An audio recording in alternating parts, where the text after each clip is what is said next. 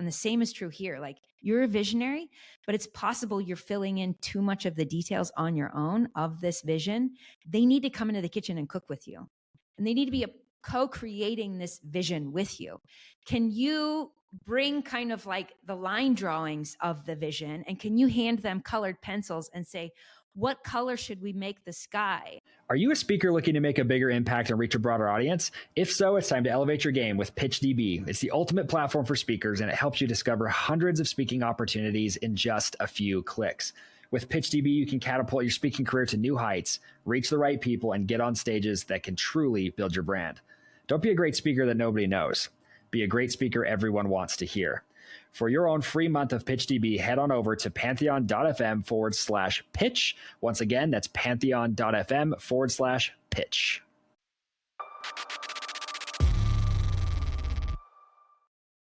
All right, guys, we're back. Okay, I have to kick this one off just by saying, you guys probably have heard me talk about Katie many times. She's the mystery woman I always tell the story about. This lady's like living the dream. She's who I want to be when I grow up, because she lives an incredible lifestyle, runs an amazing business, has done some really cool things, but doesn't sacrifice family and time and friends for on the altar of business, is what we say. And so I'm very excited to have you here, Katie, first off, and I'm glad we were able to make this interview happen.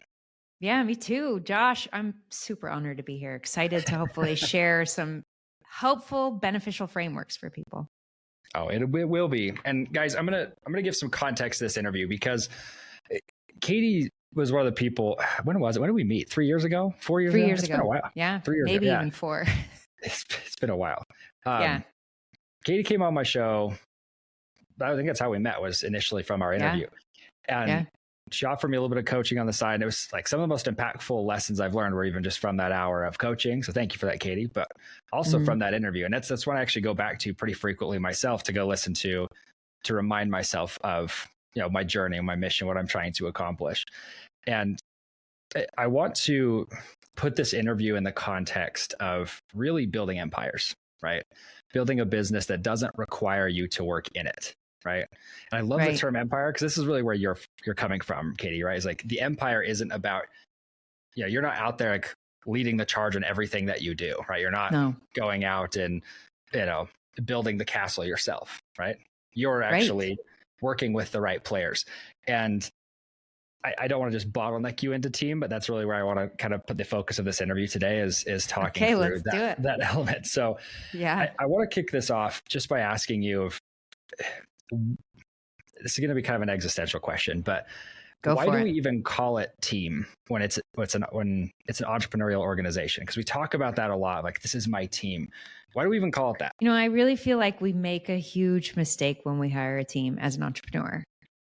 When we decide that we're going to create our own business, product, service, it's because we're exceptionally good at something, right? Whether that's creating products or services, we ourselves, right? And so we work ourselves endlessly, late nights, weekends, holidays, family reunions. I know this personally. Yeah. And we single-handedly sometimes even build a $1 million business single-handedly. And we start hiring people to help scale, that's in quotes, but we're still kind of single-handedly building this business. And I started to see that, we had built this business to create significance. We had built it to create freedom. And I felt the opposite. I felt like we were a slave to our business. And yes, the business was significant, but I was kind of crumbling behind the scenes and felt just totally overwhelmed. The business never ended. It was global.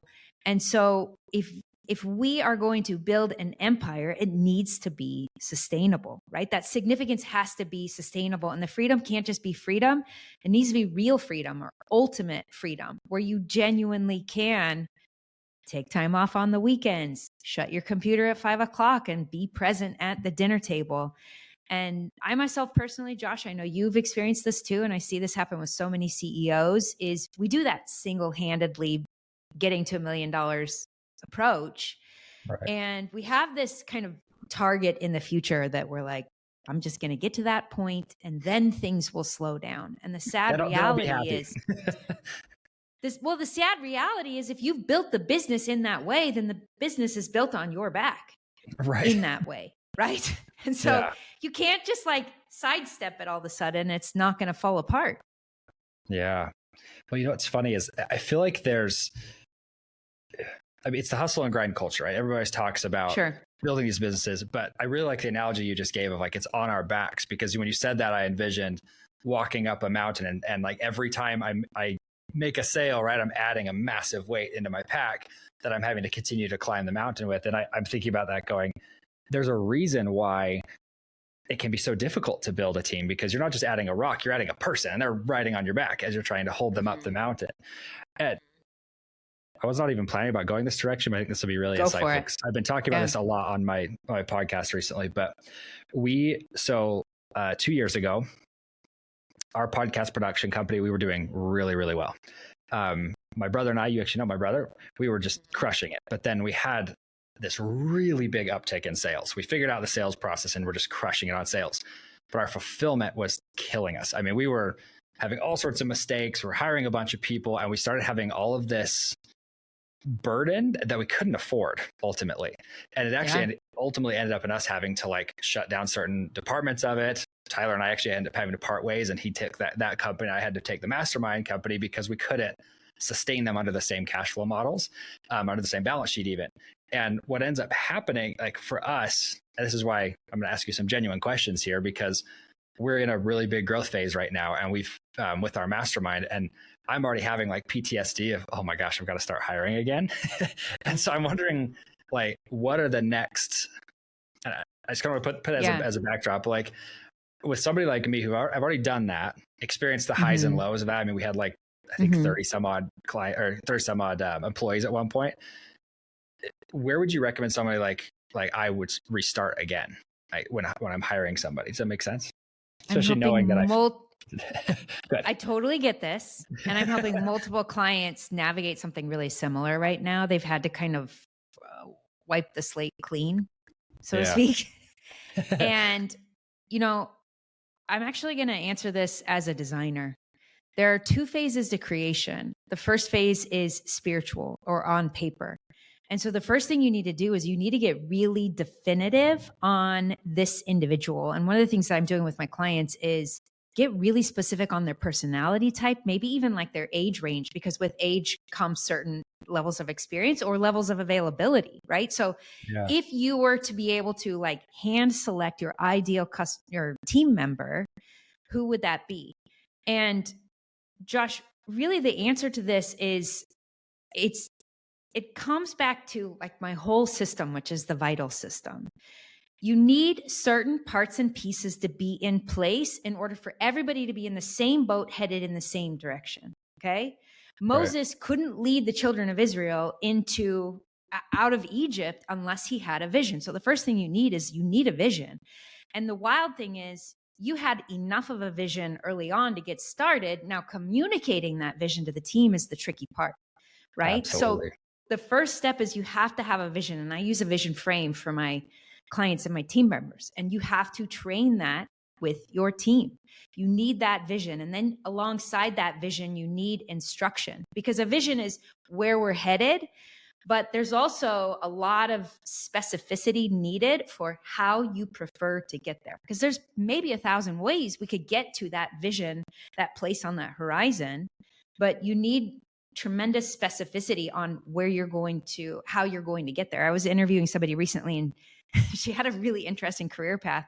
She started out guiding African safari tours. And she said, Katie, if you don't have a spot on the horizon when you're walking in the African safari, you will literally walk in circles, because one of your feet is more dominant than the other, that eventually you're just walking in circles. And so we have to have that vision. And then we have to have clear instruction or a plan or a blueprint on how you choose to get there. And there's really specific elements. I would say the biggest key there is you need to understand the values of your company. So what are the values, and what are the ways in which, when there's a customer service ticket that comes in, or a complaint, or even the values of this team member that you're looking to hire, you want to find somebody who's shares in your values, right? That's just a part of their fabric and who they are. So how can you start creating this person on paper and make sure that you have a vision for this person so that when you're hiring them, that vision is very defined. They have clear instruction. And then is there clear definition of their roles and their responsibilities? One of my clients, I was just helping him with a team member who was just non-compliant in a lot of areas. And we started to realize that that team member was getting certain direction instruction from the operator, but the CEO was giving him totally different instruction. Plus, this guy had been on the team for like 9 years. His job had evolved, but the definition of his job had never evolved. Like he didn't have a chance to opt in to this new definition of his role. And so you have to provide your team members, they need structure. They need structure.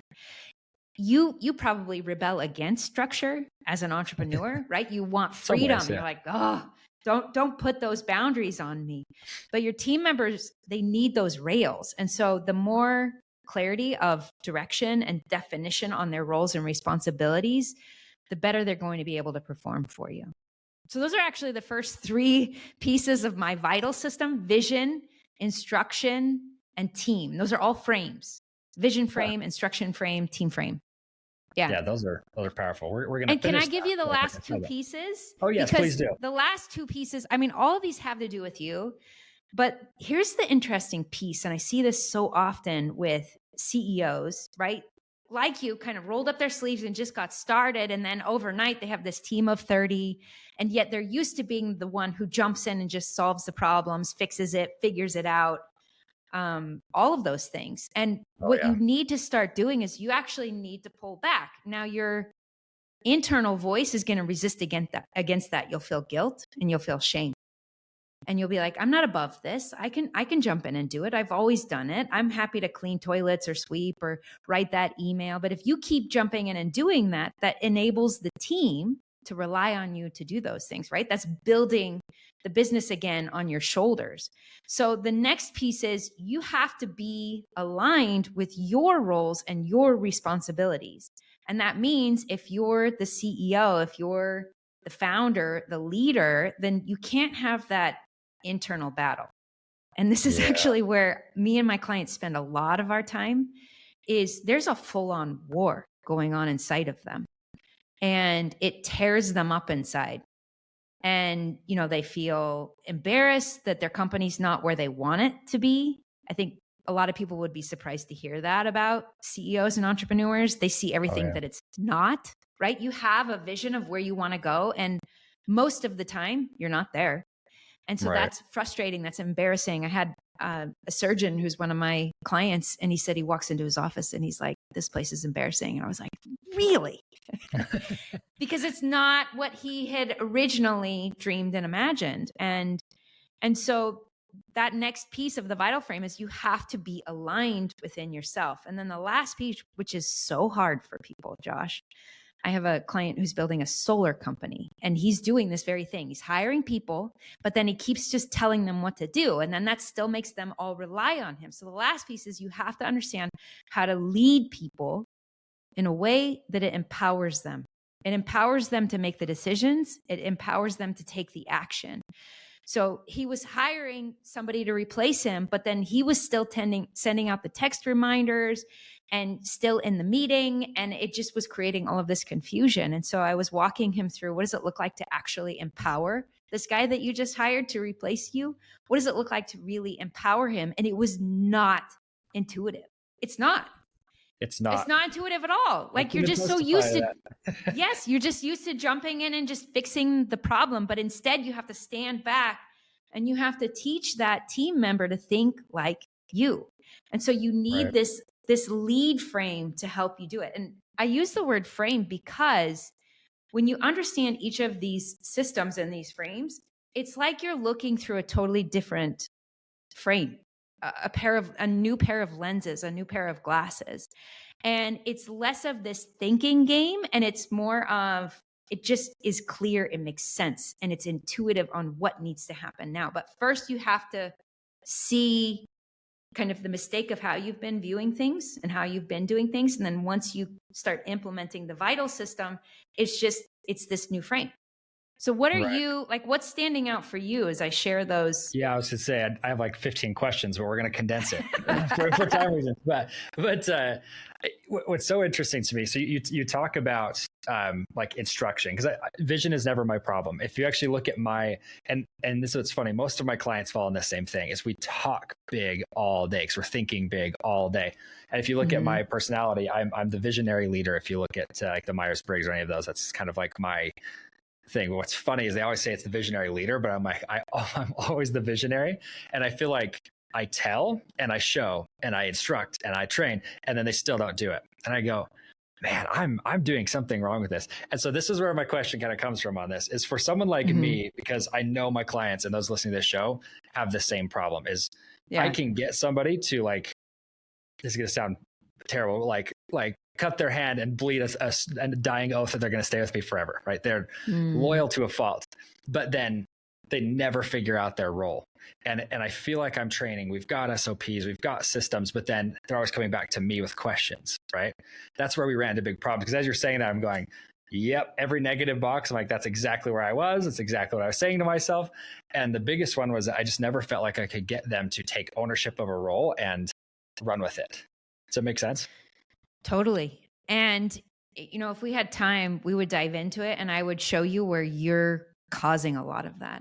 And that's probably hard to hear, but at the same time, I hope it's also really empowering, because you have way more influence and control over what's happening with your team than you realize. I remember this moment, you know, we were like 5 years into our business and my brother-in-law had just started his own optometry practice.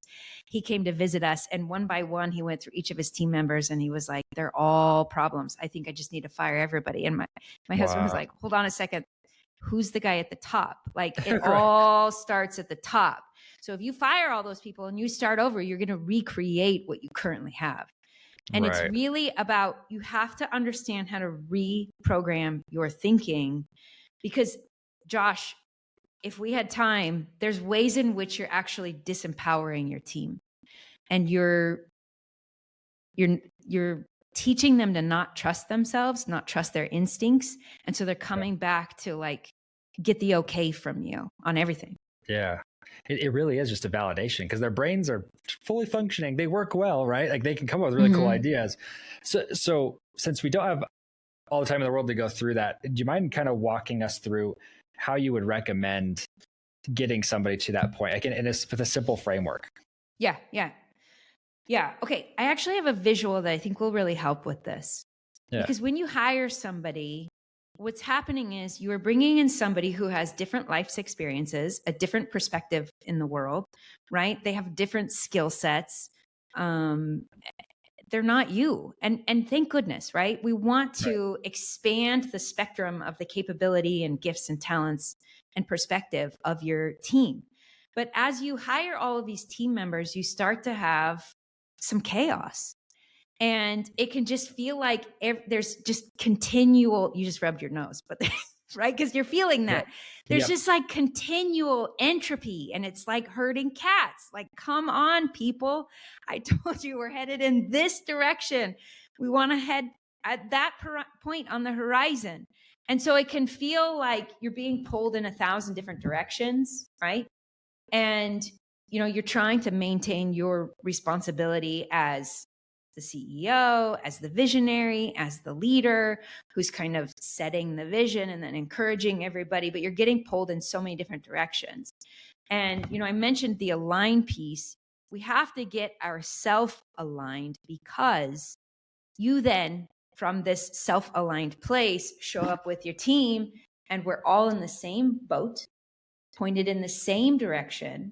And now the targets are lined up. And we didn't have time to get into this, but the way that you do this, the way that you go from this kind of scattered, pulled in 1,000 different directions, herding cats, to this really powerful, aligned, focused, clarity, decisive place, the way that you get there is through design thinking. And design is about intention. And if you don't have that clarity of intention, and then like, what are you inviting people to come and do alongside you, right? And so if if we hire people and we just give them tasks, then we're going to experience the chaos of this state of entropy. But if you can really empower them to understand the vision and to feel like you trust them, and this is a big one.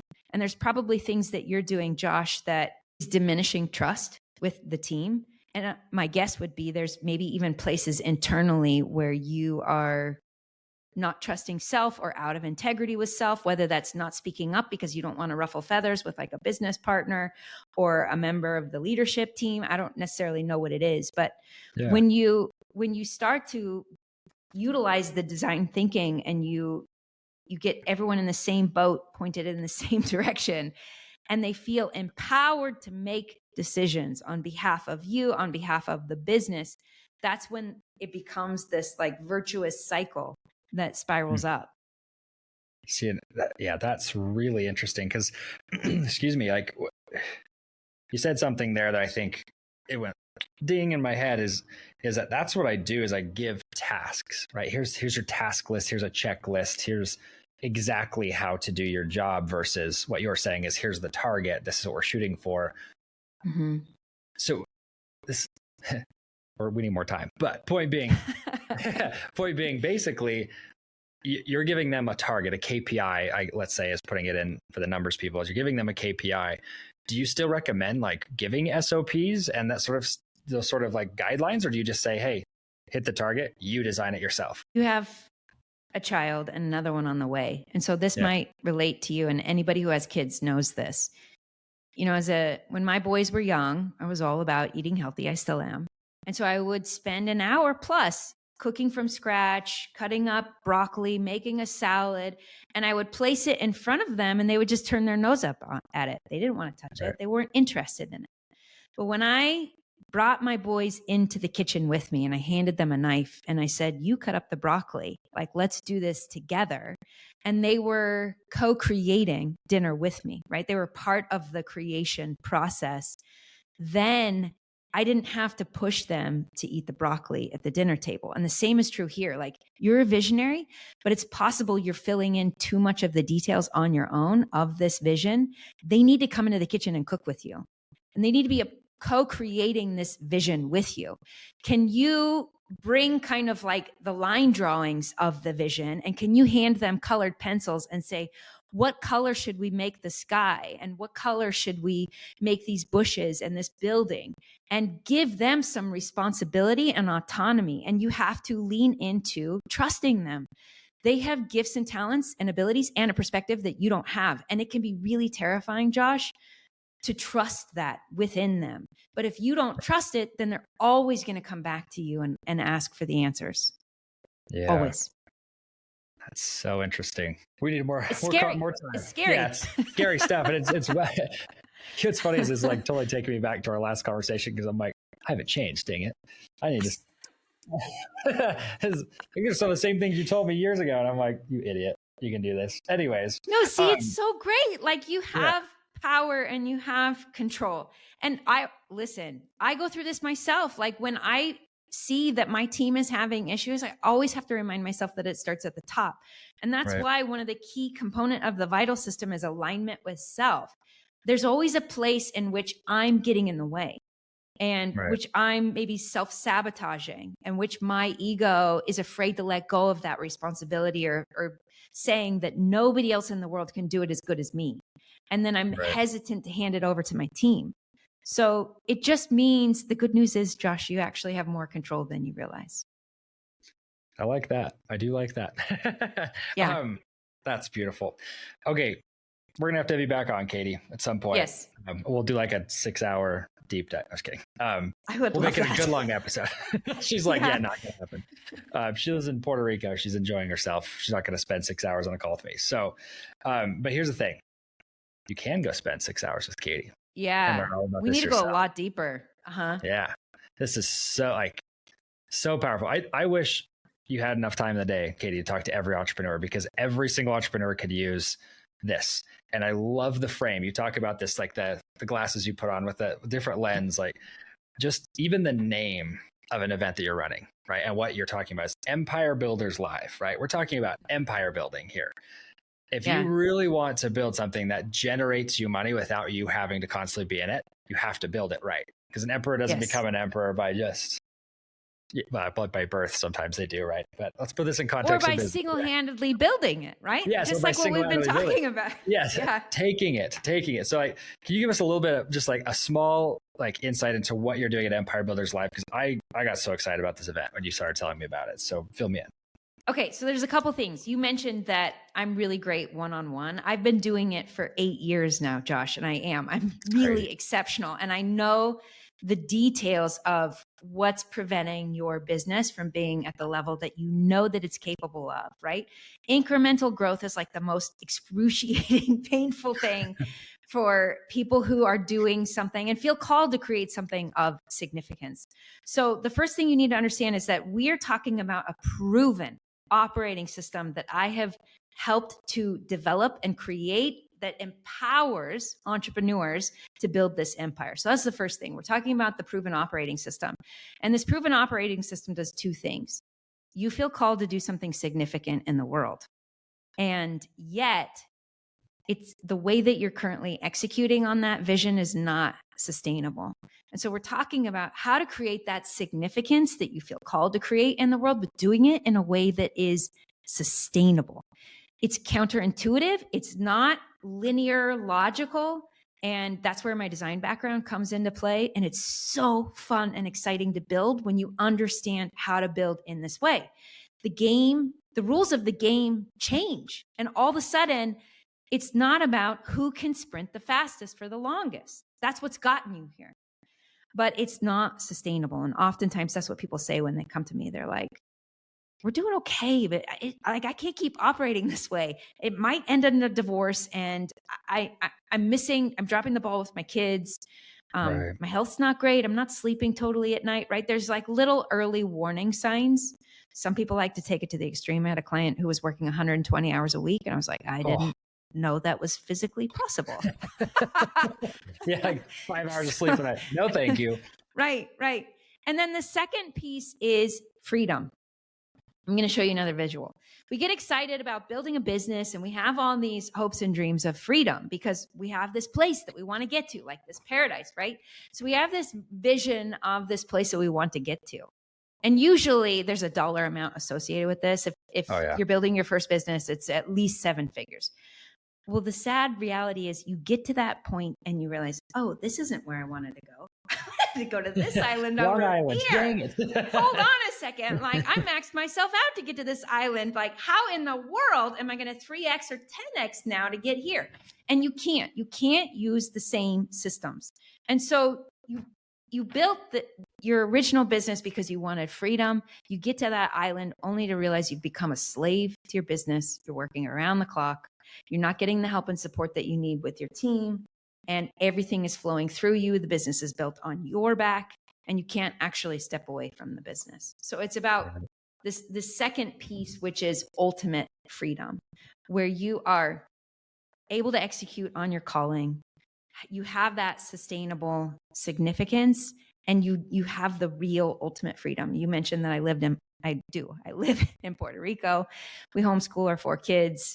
We're living a life that the me of probably 7 years ago would have never imagined is possible.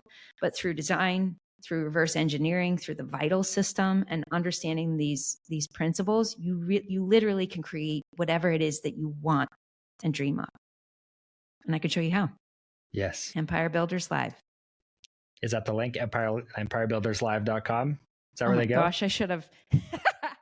Something like that. Actually, let's look.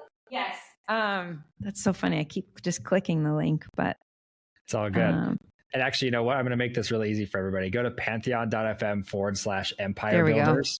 Yes. And then we'll link it up to you guys so that we can make it really easy for you guys. Because this let's just literally is going to be one of the best events you guys ever attend.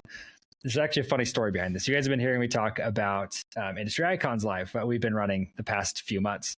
We're doing that with a guy named Joseph Giglietti, who's coming on the podcast, hopefully the next week or two. He and I have been back and forth on this. Funny enough, Katie's been working with him, and you guys saw how powerful our events were. So I'm like, he's going to crush it for you, first off. But your event is going to change lives. I mean, just the the sheer impact of these, and they're virtual first off, which is amazing. So you can just kind of hop in and out, but such impactful content being shoved into, I don't know how many days you're doing yours for. Ours was 5 days, and it was like 5 days. Okay. Yes. It's like so intensive. And guys, I'm going to throw one other call to action to you on this. Get the VIP seat to her event. Okay. And I'm just going to tell you guys this about any event. If you are ever going to go to an event, you're going to take the time, spend the money, whatever it is you're going to do, always buy the top tier seats. If you can't afford the top tier seat, don't go. I know that sounds horrible, but you're going to get the best value by getting VIP. With this one, I'm just assuming this is how the model is. But if you guys get into the VIP, which I don't know if it costs money or not, but get into the VIP and you're going to be able to get individualized time with Katie.